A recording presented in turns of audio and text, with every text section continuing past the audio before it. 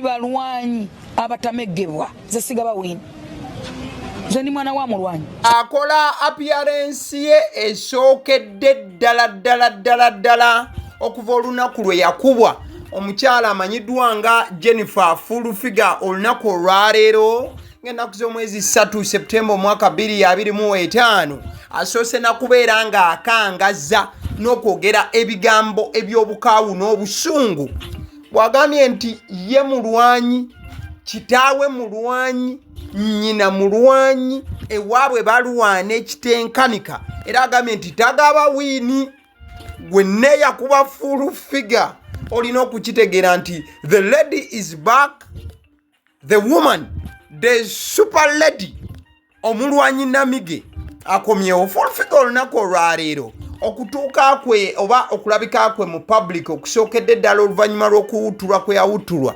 akukoze wali ku Salt FM oba Salt Media Femunyo era ng'omuntu amwaniriza tabadde mulala abadde Pastor Bugingo Aloysius omukulu atwala Salt FM ojja kujjukira nti omukyala Jennifer full figure eno gy'akolera ku makya n'omwami Charles Senkubuge so omwana mulenzi bannange sooka olabe nga bamwaniriza full figure ate tugende ewaddako byatubaliza amaziga naye nga kakati ekiryango kyekyo Jennifer akusiga akuse era kakati asikana musumba atemama emugenda maaso. Yes, eyo nno yembeera ebaddewo olunaku olwaleero nga full figure ayanirizibwa mu butongole. In fact full figure olutuuse ku Salt Media Pastor Aloysius Bugingo oba Pastor Bugingo asoose n'atuulamukko katebe n'atuulako ko wansi ne full figure n'amuwuliriza era full figure agenze maaso n'okumulombojjera ennaku emuyonsa obutaaba wakati mu mbeera gy'abaddemu oluvannyuma lw'okukubwa kwe yakubwa ne ssekukubwa yenna wabula full figure bw'abadde ayogera ne Pastor Bugingo annyonnyodde bulungi n'amugamba bulungi nti musumba nze munene aliko yensonga lwaki n'abantu bannumbagana Pastor Bugingo ng'atudde awuliriza bulungi ebigambo ebibadde byogerwa omukyalo ono full figure wabula full figure mu kubeera ng'atuuse agambye bulungi nti ye bw'aba ayagala omuntu amazima aba amwagala era ye full figure annyonnyodde Pastor Bugingo nti bwe mba omuntu simwagala aganyabo omuntu oyo nze mba simwagala ekitegeeza nti full figure wakati ng'akubye ku matu yandiba nti mu statement eyo gy'akoze ng'agikola na mu maaso ga musumba ensonga z'okuba nti full figure azikiza zandiba nti ziri walawalamukko zandiba nti zo ziri walawalamukko full figure mu bufu bwe bumu katusooka tuwuliza ku full figure wano katono kubanga aweereza obubaka abaamukuba nagamba nti buli eyankuba wonna wooli bino biralamu. The end of life kubeera kufa, that is the climax of life. Bw'oba oli ku lukalu lw'ensi ng'okimanyi tolifa, that is long era tomanyi lwaki wooli. Bayibuli eyogera mu Yeremiya 7 egamba nti nakumanya nga tonneemanya nenkuteekateeka mutola mama wo jjobere nabbi w'amawanga ffe Katonda tutonda amanyi kye tulibeera ne kye tuli tuli balwanyi abatamegebwa ze sigaba wini nze ndi mwana wa mulwanyi kitange yafiira ku front nze nfiira ku magulu nga woliya sigaba wini tebakulimba era nalina wini bakimanye ani agirina ani alina wini oli mu driving seat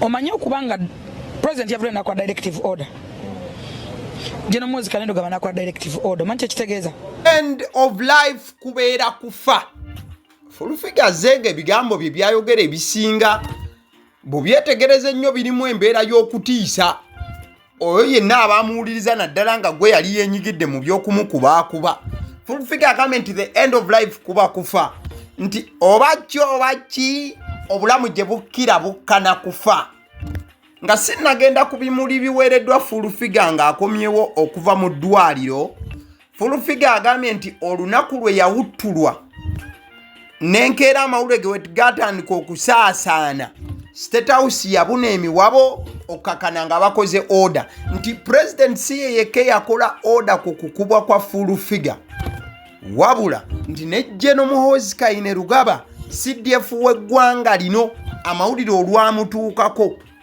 alina order ze yakola oba munfuna bulungi era full figure annyonnyodde n'ekyokubeera nti abantu abaamukuba bagenze buli wantu nga beetonda. Full figure agamba nti abantu abaamukuba wano muyinza obalaba nga beekangaza boogera biki batandise dde okumwetondera era balina abantu be bali mu kwogerezeganya nabo basaba full figure akkirize basaba full figure akkirize babeeko embeera mwe batuula okubaako ne bye bakkaanyaako naddala embeera ya ceasefire wabula full figure wadde nti akyali mukosefu full figure tekinnatuula mu bwongo bwe kuwulira nti anaasonyiwa abantu bano bw'obanga weetegereza okusinziira ku nzija gyazzeemu.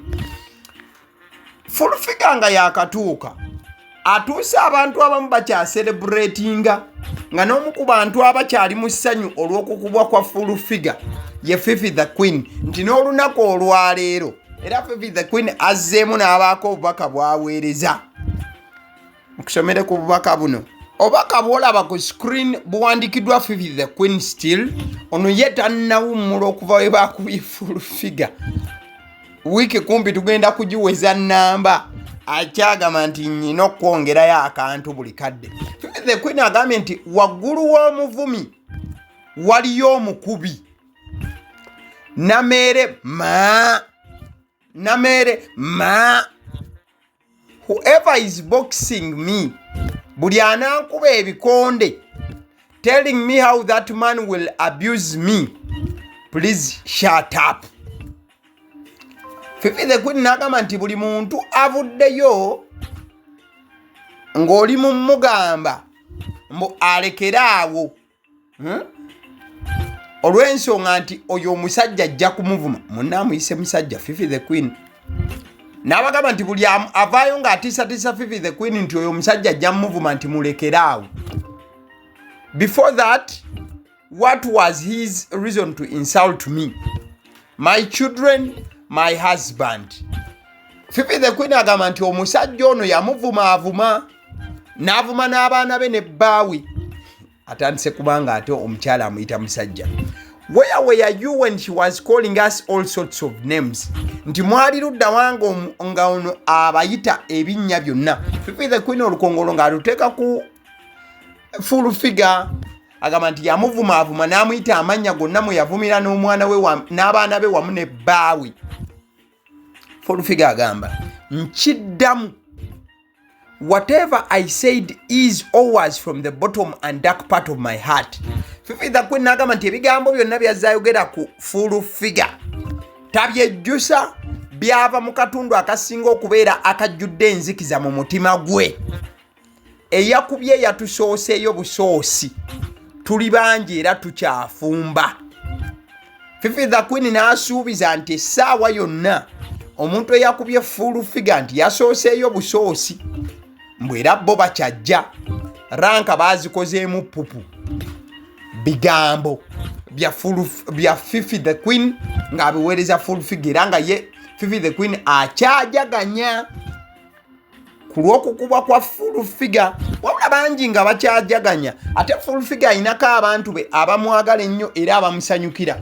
Full figure olutuuse Pastor Bugingo wamu ne mukyala we babadde bategekedde full figure amakula.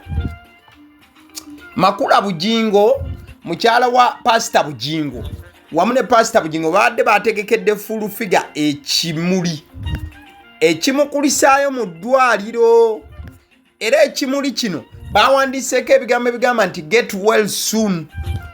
Pastor Bugingo ng'alaga omukwano omungi wamu ne mukyala we gwe balina eri full figure, omukozi waabwe omulungi, omukyala alina akawo mu kamwa, omukyala akolagana ne bakozi banne ku soloti, omukyala afuluma ebigambo ebizimba eggwanga.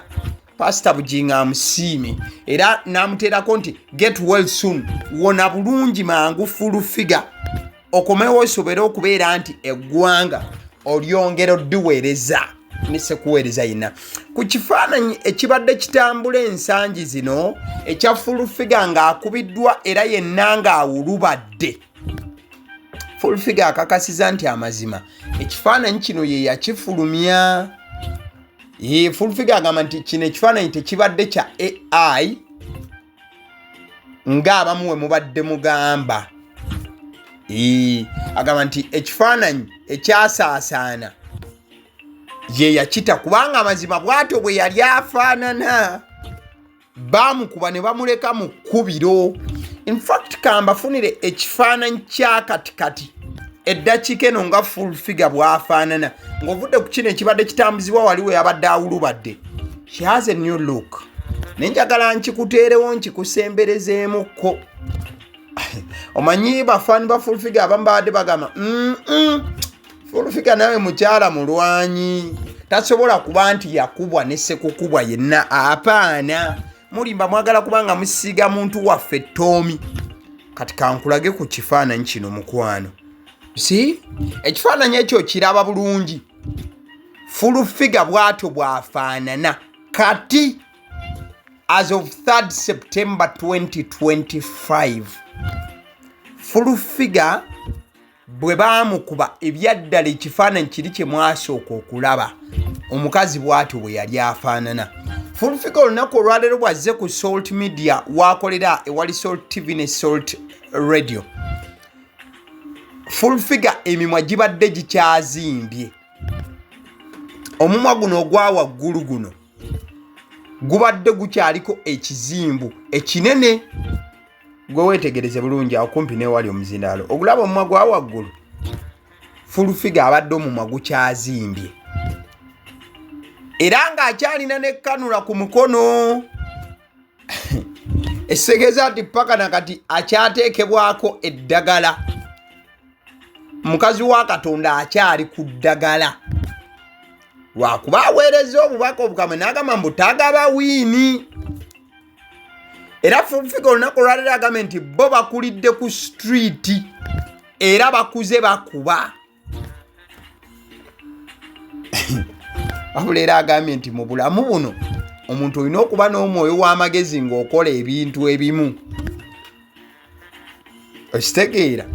Full figure atunnyonnyodde nti abantu abaamukuba baatuuse n'ewa sipiika ne bamwegayirira. Sipiika ajje yeegayirire full figure abasonyiwe. Wabula full figure agambye tagaba wiini. Ebyo sipiika bye yazemba oba agamba mbu full figure zimanya biki full figure asonyiwe tagenda basonyiwa. Kuba full figure agambye nti abantu abaamuwuttula baagala n'omulumba ng'agenze ne mu ddwaliro. Okitegeera? Wabula ebyokubeera nti full figure zaavuma abantu wano na wali agamba nti tewali muntu amulumba nga ye tamulumbye nti buli muntu gw'olabye alumbanga ye yasooka omulumbagana. Newankubadde nti ye full figure mukyala ali ku level ya waggulu agamba nti buli muntu Katonda gw'awanika baagala mukuba kumussa wansi era kye kimu ku bigendererwa by'abo abamukubye. Full figure annyonnyola nti omukyala eyaleetedde okuba nti akubwa oba eyamukubye eyabadde mu lutalo lw'omukuba amazima naye abadde ng'amukolako entalo. Kati okumukuba kyabadde ng'ekitali ku levo babadde balina kwetwalira bye babadde beetwalira. Kati full figure yakomyewo mu butongole era omukyala oli agambibwa okuba nti yamukuba nga full figure bw'akyakiremeddeko wonna waali alina kuba nga yeeteekateeka. The war queen is back. Kuba agambye munaye ye yakulira mu ntalo yakulira ku street ng'okkuba bakuba. Katugambe nti the queen of the ntalo is back and that is none other than full figure. Full figure akomyewo. Wamma abazadde abalina abaana nga mubazza ku masomero mwagala kuba nti mubafunira ku byokulya bye basobola okulirako akabanga. Njagala obbategeeza nti honey bites yo weeri ku lulwo ekolera daddies cupcakes donuts migaati pizza ezikolera bulungi nnyo ate ekolera ne cakes eza buli mukolo. Honey Bites bakubire ku 0709787508 ku lw'embeera ey'okuteerawo omwana w'embeera ku byendya ku ssomero. Mukadeke kamunjaga kutegeeza bannaffe aba Alson Painters UG bano basiizi balangi bagamba nti olina ennyumba ne bw'oba oli mu musingi osobola obakontakitinga ne babeera ready nti ennyumba eyo olugimaliriza bagisiigirawo langi tewaliiwo muzannyo ku 0705 beesige kubanga beesigika. We recommend them mukwano gwange. Kale abasidde obusuusi ziri erija eryange akalogo enkutu kwe tuli era ko tubadde tutambuliza ensonga still kyagala kutegeeza nti information ndagamba nga bwetuka bwe tukikutuusaako kati kyobeera olina okukola ebiseera ebisinga kyakubeera nti olikinga video zino oba tosubscribinga nga kiba kikyamu obeera olina okusubscribinga ku mukutu guno okusobola okuba nti information ogifuna nga bwetuusewo commentinga ate sharinga video kati mwebale nnyo abatulaba musule bulungi musibe bulungi mweraba.